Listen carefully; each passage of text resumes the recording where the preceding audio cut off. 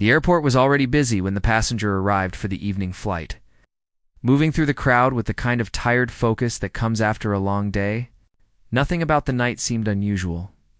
The air smelled of coffee, and suitcase wheels scraped across the tile floor as travelers hurried toward their gates. The passenger wasn't in any rush, just hoping for a quiet flight home after a day, filled with meetings and delays. After checking the boarding pass for what felt like the 10th time, they finally reached the gate and took a seat near the window. Outside, the plane waited with its lights glowing softly in the fading daylight. A short announcement came over the speaker, letting everyone know boarding would begin soon. People started lining up early, as they always did, even though boarding had barely started. The passenger waited patiently, not wanting to squeeze into a crowd. When their group was called, they picked up their small bag and joined the line. The mood in the walkway was calm, and the cool air drifting from the aircraft made the space feel a little more peaceful. Once inside, they smiled politely at the flight attendant and started scanning the seat numbers.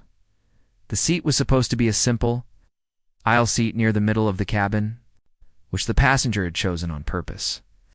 Aisle seats meant easier movement, faster exits, and usually fewer awkward moments climbing over someone. But as they reached the row, something felt immediately wrong. Someone was already sitting there at first.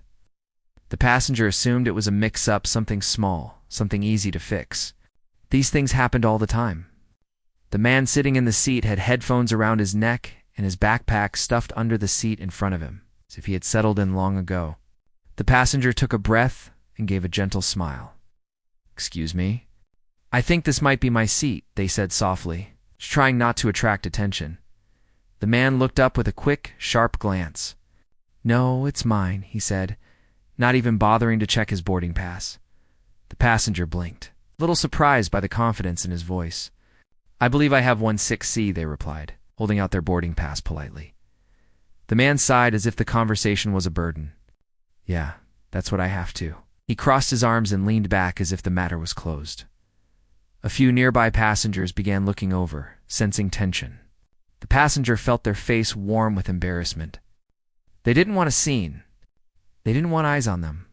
All they wanted was to take their seat and relax. "Maybe we can check again?" the passenger offered, keeping the tone light. The man finally pulled out his pass, but instead of examining it, he waved it in the air like proof. "See? Same number. So I'm already here. Just find another seat. There are plenty." His voice wasn't loud, but there was an edge to it that made people turn their heads. The passenger's stomach tightened. They knew switching seats wasn't that simple. Planes were full. Seats were assigned for a reason. But they still tried to keep things calm. "Sir, I'm sure this will be easy to fix." "Maybe look," the man cut in sharply. "I'm not moving. I got here first." End of story. A few whispers floated from nearby rows. Some passengers frowned at the man. Others shrugged, as if this wasn't their problem. The aisle space suddenly felt too small, too crowded, too full of watching eyes. The passenger gave a nervous smile, even though none of this felt funny. "Could you please just check the seat letter?" The man rolled his eyes dramatically. "Why don't you check yours again?" he shot back. The passenger quietly rechecked the boarding pass 16C printed clearly. There was no mistake, no confusion. But trying to reason with someone unwilling to listen felt impossible. Still, the passenger didn't want to raise their voice or embarrass anyone. They took a small step back to give the man space and said, "Let's just ask the flight attendant. It'll take a second." The man huffed loudly, shaking his head as if the request was outrageous. "You really want to waste everyone's time over a seat? Just sit somewhere else." The passenger felt a wave of discomfort wash through them. Several people were openly watching now, waiting to see what would happen next. They could feel the heat of embarrassment spreading up their neck. Conflict had never been their strength, and being put on the spot like this made their hands tremble slightly. A flight attendant finally approached. Her steps quick, but controlled. "Is everything all right here?" she asked with a calm voice. Before the passenger could explain, the man jumped in. "They're trying to take my seat," he said, pointing accusingly. The passenger's eyebrows lifted slightly at the sudden twist in the story. but they stayed calm. "I just think there's a mix-up," they explained quietly. "We both believe we have this seat." The flight attendant nodded and reached for both boarding passes. The man handed his over with irritation written all over his face.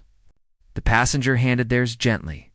As she looked at them side by side, her expression changed, just slightly curiosity, mixed with something like confirmation. "I'll check with the system," she said politely. "Just give me a moment." She walked toward the front of the cabin.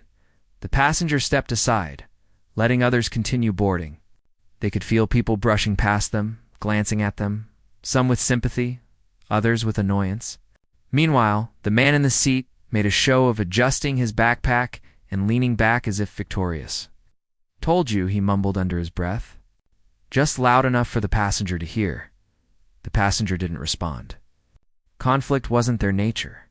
All they wanted was fairness and for the situation not to escalate into something bigger. But even with their quiet attempts, the small problem had already gathered more attention than they'd hoped. And deep down, they sensed the night was about to get far more complicated than a simple seat mix dash up. The passenger stood quietly in the aisle as more travelers squeezed past. Some offering awkward smiles, others clearly annoyed at the delay.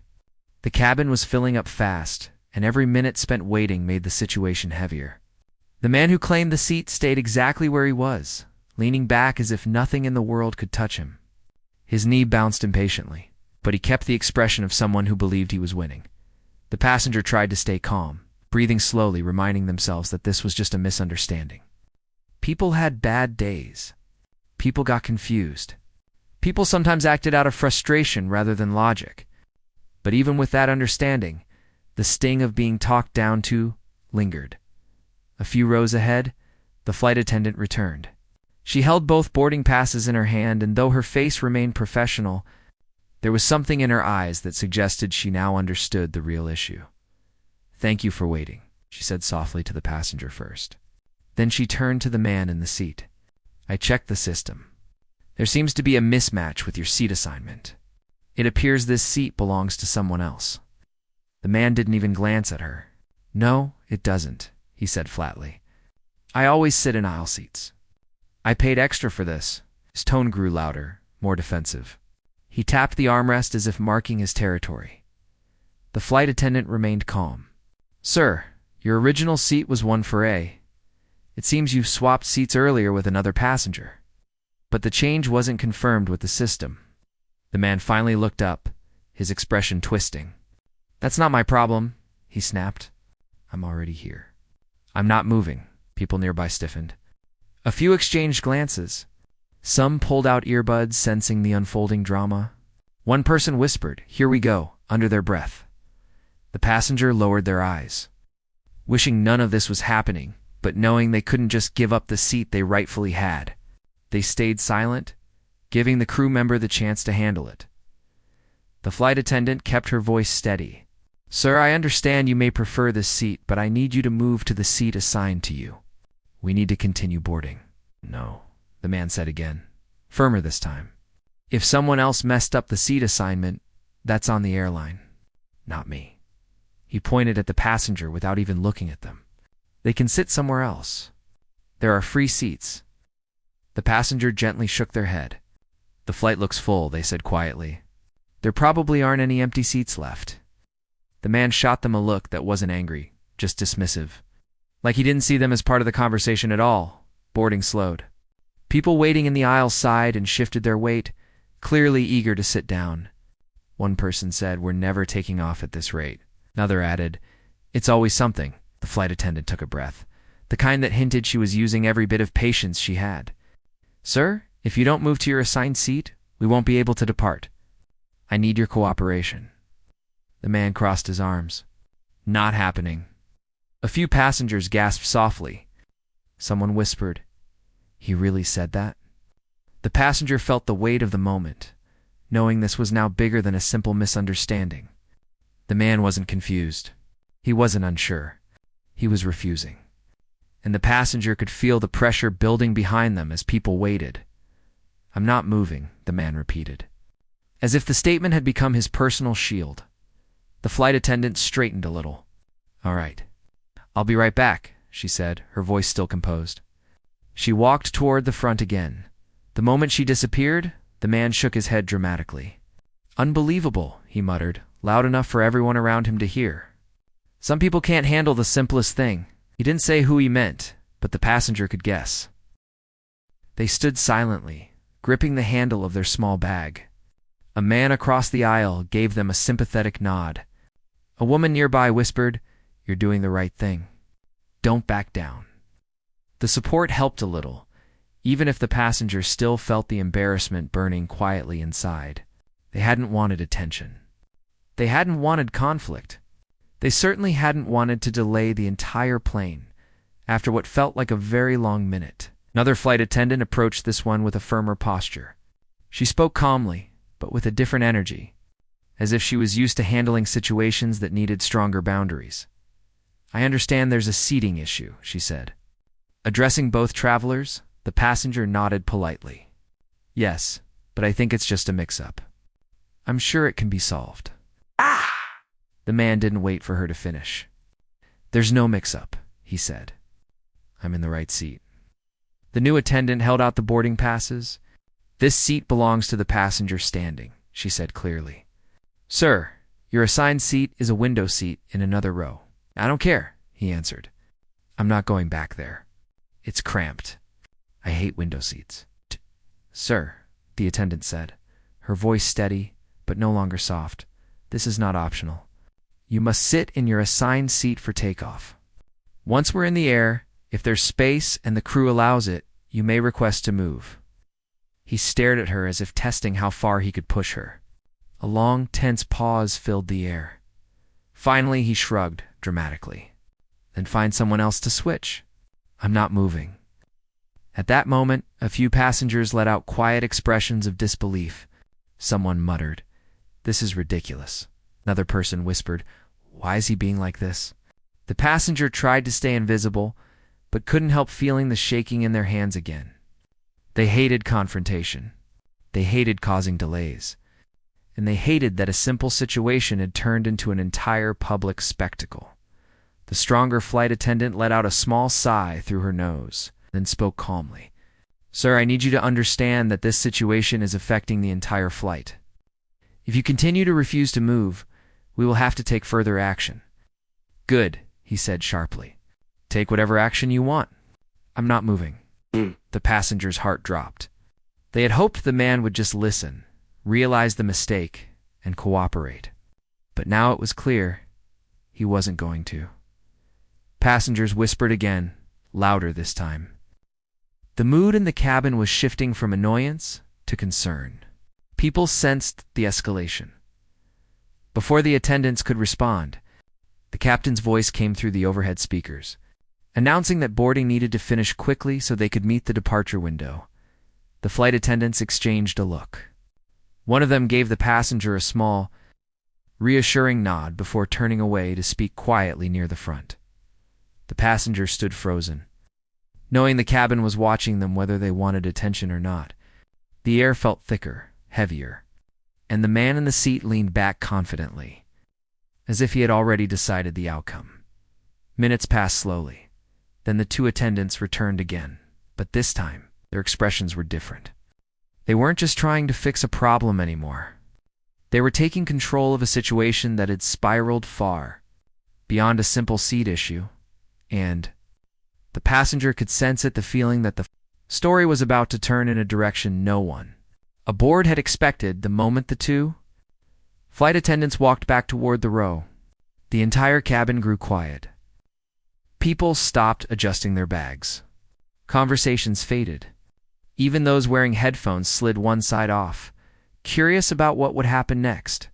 Something in the attendants' expressions made it clear that this wasn't just about a seat anymore. The passenger, still standing in the aisle, felt their pulse slow and quicken at the same time, a strange mix of nerves and relief. At least something was finally happening. They held their small bag close, trying to look composed, even though their entire body felt tense. One of the attendants, the one who had remained calm through the entire situation, gently touched the passenger's arm. "You're fine," she said softly. "We're handling it." Her voice carried a kind warmth that settled some of the discomfort. The other attendant faced the man in the seat. "Sir," she said, her tone controlled but firm. "We've reviewed the situation, and you are still refusing to move to your assigned seat. Is that correct?" The man didn't hesitate. "Correct." He leaned back with an almost proud expression, like he believed he had the upper hand. A soft ripple moved through the cabin, whispers, mixed with disbelief. No one could understand why he was being so stubborn. The passenger saw a woman across the aisle raise her eyebrows, silently asking, "Is he serious?" The attendant nodded slowly. "Thank you for confirming," she said. Then, without raising her voice even a little, she continued, "Since you are unwilling to follow instructions required for departure, we will need to request your removal from the aircraft." The man sat up straighter, surprised. "What?" He gave a loud, scoffing laugh. "You can't be serious." But the attendants didn't flinch. "Sir, non-compliance with crew instructions is a safety issue," the firmer attendant explained. "We cannot begin the flight with you refusing to cooperate." The man shook his head, raising his hands as if the decision was unbelievable. "I'm not getting off this plane. I paid for my ticket, and we respect that," the attendant replied calmly. "But your ticket does not allow you to disregard safety procedures," more passengers whispered now. Some leaned into the aisle to get a better view, while others stayed glued to their screens.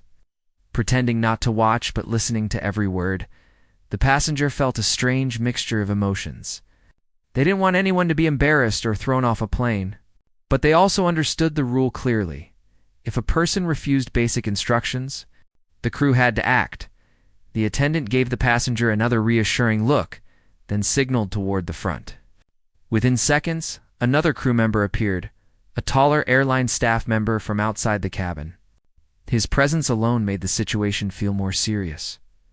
"Sir," he said politely, "you'll need to collect your belongings and step outside with me." "I'm not moving," the man repeated, this time louder, as if he was planting himself into the seat. The new staff member remained calm. "If you do not cooperate, we will need to call airport security. That will cause a longer delay for everyone on board. Please think about that," people murmured again. The pressure in the cabin felt thicker now. The passenger could almost hear hearts beating, not just their own. The man clenched his jaw. His eyes darted around the cabin, maybe searching for someone to take his side. But all he saw were tired travelers who just wanted the flight to continue. A few shook their heads at him. Others avoided his gaze entirely. "No one cares about your seat," someone whispered from a few rows back, not loud enough to be confrontational, but clear enough for others to hear. The man's shoulders sank just a little. The flight attendant repeated gently, "Please gather your things." He didn't move. The passenger watched quietly, wondering how far this would go. They didn't want trouble for anyone, but the tension had been going on too long. Finally, after several seconds that felt stretched and thin, the man muttered something under his breath and began pulling his backpack from under the seat in front of him. People exhaled softly relief, mixed with a strange sadness. No one wanted it to end this way, but everyone knew it had to. The man stood up slowly, as if performing a chore he hated. He didn't look at the passenger at all, not once. The passenger stepped back to let him pass, keeping their expression neutral, as he moved toward the front of the plane with the airline staff beside him. A few passengers leaned away to give him space. He walked with stiff shoulders, not speaking, not apologizing the moment he stepped off the aircraft. The cabin felt different, as if the air had been reset. The firmer flight attendant turned back to the passenger. "Thank you for your patience," she said in a warmer tone now that the conflict had ended. "We appreciate how calm you were." The passenger nodded, their voice small but steady. "Thank you for handling it. Please take your seat," she said with a gentle smile. The passenger finally placed their bag in the overhead bin and sat down feeling relief. Exhaustion and a strange hollow quiet all at once. For a moment, the cabin was peaceful again. People settled in. Seatbelts clicked. Bags rustled. A few murmured comments floated through the air that took forever. Glad they dealt with. It poor person had to stand all this time. Right. The story wasn't finished, not even close, just as boarding was about to resume. The first flight attendant returned. She bent down slightly, speaking in a soft, private voice. "I wanted to let you know," she said. "The captain is aware of how you handled everything. We appreciate your patience. We might move you to another seat once we finish boarding, just to make sure you're comfortable." Passenger didn't know what to say except, "Thank you." She smiled and moved on. A few minutes passed, and passengers who had been waiting outside finally began boarding. The cabin filled with the noises of settling travelers again, as the aisles crowded. A man who had been seated a few rows ahead turned around in his seat and said quietly to the passenger, "You handled that better than most people would have." That guy was out of line. The passenger gave a small smile, grateful for the kindness, but still feeling the leftover weight of the incident. The plane continued to fill until nearly every seat was taken. The overhead bins were closed. The aisle cleared. People prepared themselves for takeoff, but just when everything seemed normal again, the flight attendants received a call from the front. One of them walked back down the aisle with purpose and stopped beside the passenger. "Could you come with me for a moment?" she asked. A few passengers looked up. Some were confused. Some were curious. Some wondered if this was related to the earlier issue. The passenger hesitated, uncertain. "Is everything okay?" "Yes," she said gently. "I'll explain once we get to the front." The passenger unbuckled and stood slowly, gripping the armrest for balance as they followed her. The aisle felt even narrower with everyone watching. When they reached the front, the captain himself stood near the cockpit door. He gave a respectful nod. "I wanted to speak with you personally," he said. His voice carried calm authority and kindness, the tone of someone who had seen countless situations unfold on flights. The passenger blinked in surprise. "Of course," they said quietly. "I heard about what happened," the captain said. "You showed patience and respect in a difficult moment. We value that." He paused, looking the passenger directly in the eyes. "I'd like to offer you something in return." The passenger's heart skipped slightly. "What do you mean?" they asked. The captain stepped aside and pointed toward the small curtain that separated the cabin from the front section. "We'd like to move you to a more comfortable seat," he said. As a gesture of appreciation, the passenger stared, surprised and unsure how to react. The gesture felt unreal, not because it was dramatic, but because it was kind in a way they hadn't expected. "Thank you," the passenger finally said, their voice quiet but sincere. The captain nodded. "You earned it." With that, the flight attendant guided the passenger behind the curtain to a seat in the front section, away from the earlier chaos. For the first time since boarding began, the passenger felt the weight lift fully, but deep down, they knew something else too. The story wasn't really about the seat. It was about how people treated each other when things got uncomfortable, and how one moment of patience could change the entire direction of a journey. Yet as the plane prepared for takeoff, no one aboard knew that the events of the night were still far from over. The cabin felt tighter with every passing minute. Even though the plane hadn't moved an inch from the gate, the atmosphere inside felt like mid-air turbulence. People were whispering, glancing around, pretending not to stare at the three people now caught in the middle of this uncomfortable situation. The woman whose seat had been taken sat stiffly in the aisle seat, hands folded tightly on her lap. She kept her eyes lowered, as if trying not to draw more attention to herself. She looked tired, not physically, but from the kind of exhaustion that comes when a person has been forced to defend themselves far too many times. Across from her, the man who had started the argument leaned back with an expression that hovered between annoyance and victory. He acted like the cabin was his personal space, like he had every right to take whatever seat he wanted. Every few seconds, he smirked, as if waiting for someone to challenge him again so he could start. Another scene. The passengers around them were stuck in the tension, all of them pretending to focus on their devices, magazines, or out the window, anything to avoid eye contact. But everyone could feel the pressure building. It was one of those moments where nobody wanted trouble, but everyone knew trouble was coming anyway. The cabin crew had already tried to resolve the situation twice, but each attempt only made the man louder and more stubborn. Now, the crew stood at the front of the plane, speaking softly among themselves, clearly trying to decide the next step. The woman in the aisle seat shifted slightly and took a slow breath, like she was trying to steady herself. She had handled everything with calmness so far, even though the situation wasn't her fault at all. A simple seat mix-up had turned into a showdown because the man refused to acknowledge what was written on his boarding pass. She had tried to explain, politely at first. She had shown her ticket, even pointed out the row number printed above the seats. But instead of listening, the man had spoken over her, raising his voice, accusing her of trying to steal his spot. The more she stayed calm, the more he escalated. It was as if he needed to win the argument. Even when he was wrong, now, with the cabin so quiet, every small sound felt sharp: the rustling of a snack wrapper, the click of a seatbelt, the low hum of the air system overhead. The tension was almost thick enough to touch. A flight attendant finally approached again. She was trying to wear a patient smile, but even from a distance it was clear the smile was strained. She crouched beside the woman first. "Ma'am," she whispered gently, "we're trying our best to fix this. Please just sit tight for a few more minutes." The woman nodded softly. "I understand. Thank you." Her voice was quiet but steady.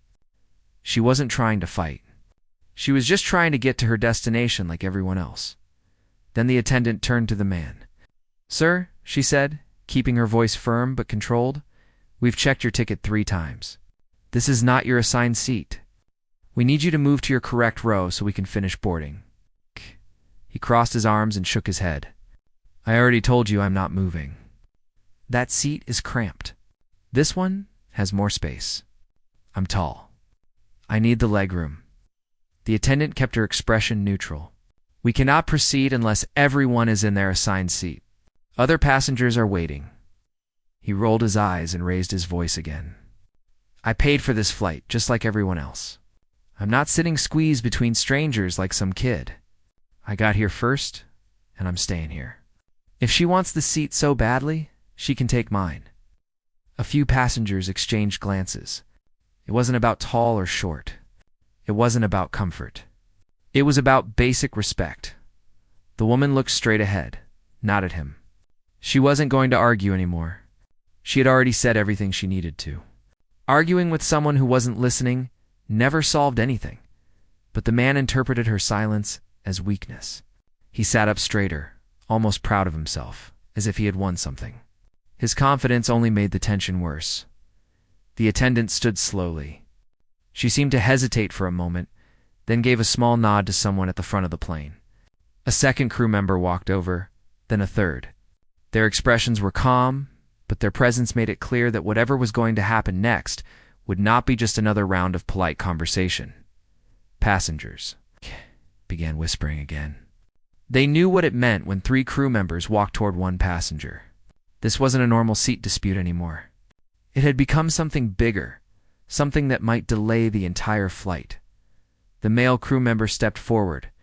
His voice was still polite, but there was no hesitation in it. "Sir, we need you to stand up." The man laughed under his breath. "Why? So you can try to force me to the back? No chance. I'm fine here." "Sir," the crew member continued, "if you refuse to move, we cannot take off. And if we cannot take off, security will have to come aboard.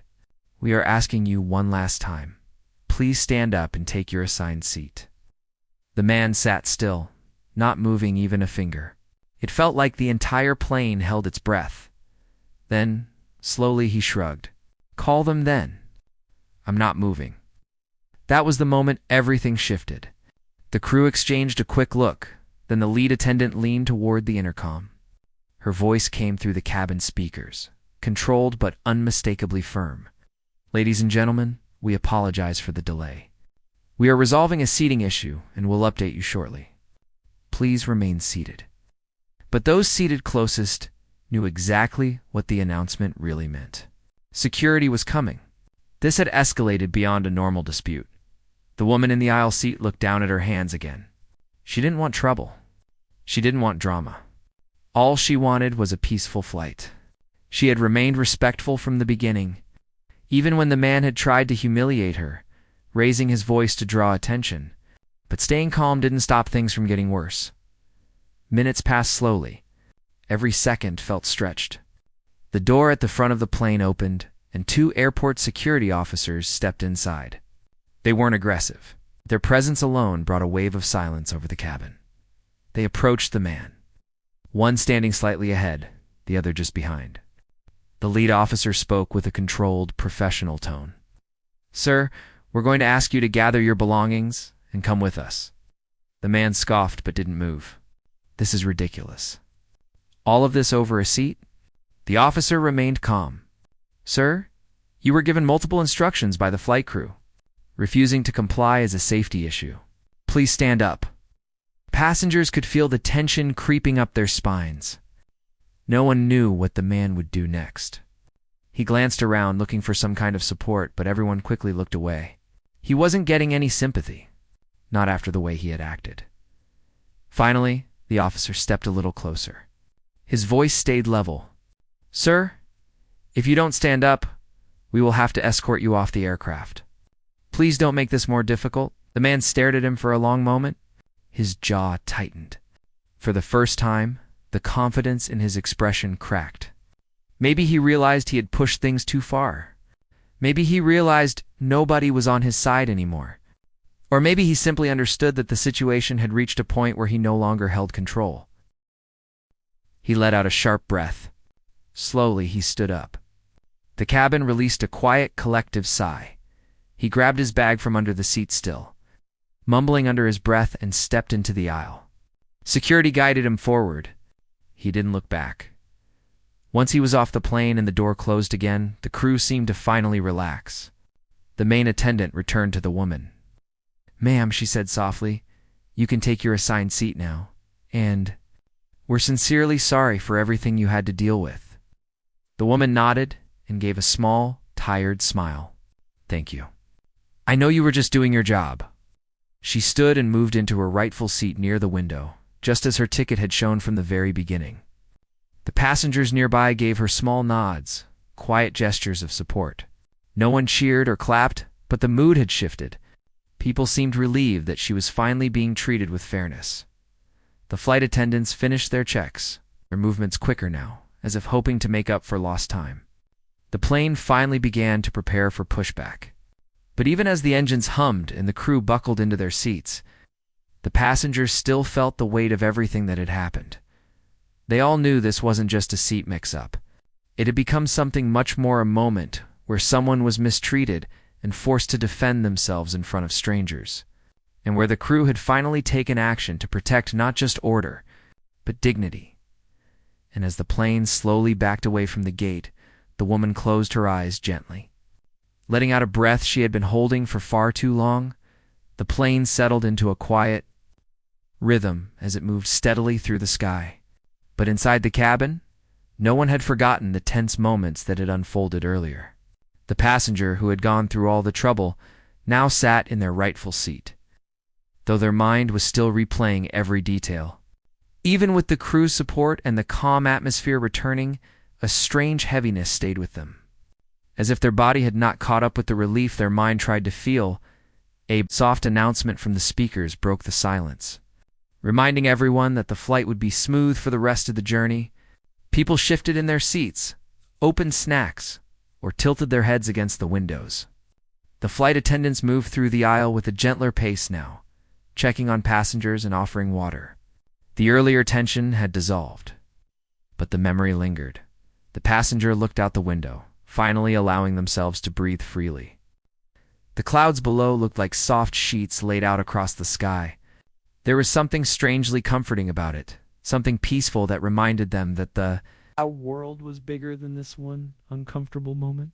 But even with that comfort, they couldn't help thinking about how quickly things had escalated.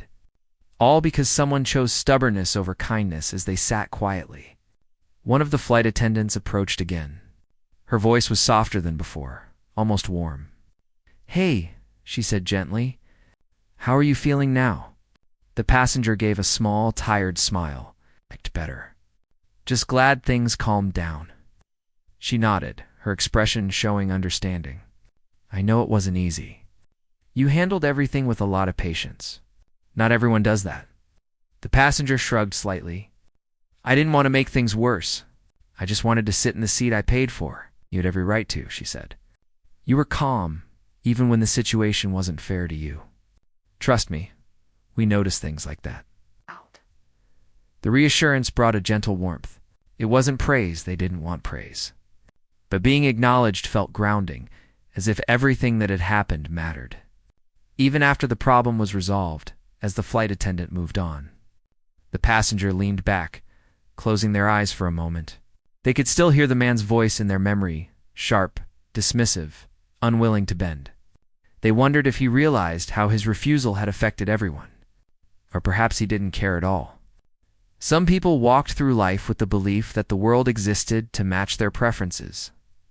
Several rose away. The man sat silently. He wasn't talking to anyone. His posture seemed tighter now, less confident than before. It wasn't a visible apology, not even close, but something in him had shifted. Maybe the crew's firm response had surprised him. Maybe the quiet reaction from the passengers had humbled him. Or maybe he was simply sitting there waiting for the flight to end so he could forget the whole thing. The passenger didn't stare or even think too much about him. Some situations didn't need a perfect ending. Sometimes it was enough just to move on. A while passed. The calmness inside the cabin almost felt like a reset. The hum of the engines became a kind of background comfort. The sky outside began to change colors as the flight approached its destination, shades of gold and soft orange filling the horizon. The passenger reached into their bag and pulled out a small notebook. It wasn't something they wrote in often, but today felt like a day worth remembering. Not because of the trouble, but because of the strange way people revealed who they were in moments of pressure. With slow handwriting, they wrote about the mix-up, the tension, the stubbornness, and the unexpected support from strangers. They wrote about how kindness had come from the people sitting nearby. People who didn't know them, but still offered gentle words or encouraging nods. Sometimes strangers showed more understanding than the person standing right in front of you, as they wrote. Time moved quietly. Soon, the captain announced the descent. Seatbelts clicked. Windows opened to views of the city far below. The cabin lights brightened just a little. The passenger closed the notebook and tucked it away. They could feel the shift, the sense that the difficult part was behind them. The plane dipped slightly, aligning with the landing path. The engines hummed in a deeper tone. The man who had refused to move stayed silent through it all. He didn't look around. He didn't speak. He didn't even stand out anymore. In a way, he seemed smaller than before. Not physically, but in presence. The confidence he once used to dismiss others had faded. The passenger didn't feel the need to look at him or think about him. Some people didn't need to learn lessons from you. They would learn them from life eventually, in their own time. The landing came smoothly, soft wheels touching the ground as the plane rolled along the runway. A few passengers clapped lightly, relieved to be back on solid ground. The crew exchanged looks that suggested they, too, were glad the difficult flight had ended peacefully. When the plane stopped and the seatbelt sign went off, people rose slowly, stretching their arms and reaching for their bags. The passenger waited patiently, not wanting to rush. As they stood, the same flight attendant from earlier passed by and gave a gentle nod. "Take care," she said warmly, "and thank you again for your patience today." The passenger smiled back. "Thank you for handling everything." Her smile widened for a moment before she continued helping others. The aisle moved forward inch by inch. When it was the passengers' turn to step off the plane, they did so with a sense of calm they hadn't felt earlier. The airport felt wide and open, full of movement, but strangely peaceful after the tight tension of the cabin. As they walked toward the exit, they caught a glimpse of the man again. He was walking quickly, eyes forward, expression unreadable. No words were exchanged. There was no apology, no acknowledgement, not that the passenger needed one. Sometimes closure wasn't about receiving something from another person. Sometimes closure was simply choosing to walk away. The passenger continued through the terminal, its blending into the flow of people. They felt lighter now, as if the journey had given them something unexpected, something small but meaningful. It wasn't about winning. It wasn't even about the seat. It was about standing up calmly when it mattered, about trusting the right people to step in, and about realizing that even in stressful moments, there were individuals willing to help. Outside the airport, the air felt fresh. Cars passed by, people hurried in different directions, and life moved forward. The passenger took a slow breath, letting the cool air settle into their chest.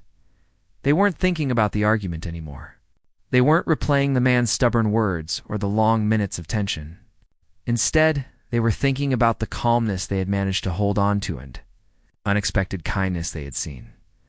As they left the airport, they carried with them not just their luggage, but a quiet reminder that even when someone tries to make things difficult, there are always others willing to make things better. The world had its difficult people, but it also had its steady ones, the ones who chose patience over pride, understanding over frustration, and kindness over conflict. And in the end, that made all the difference.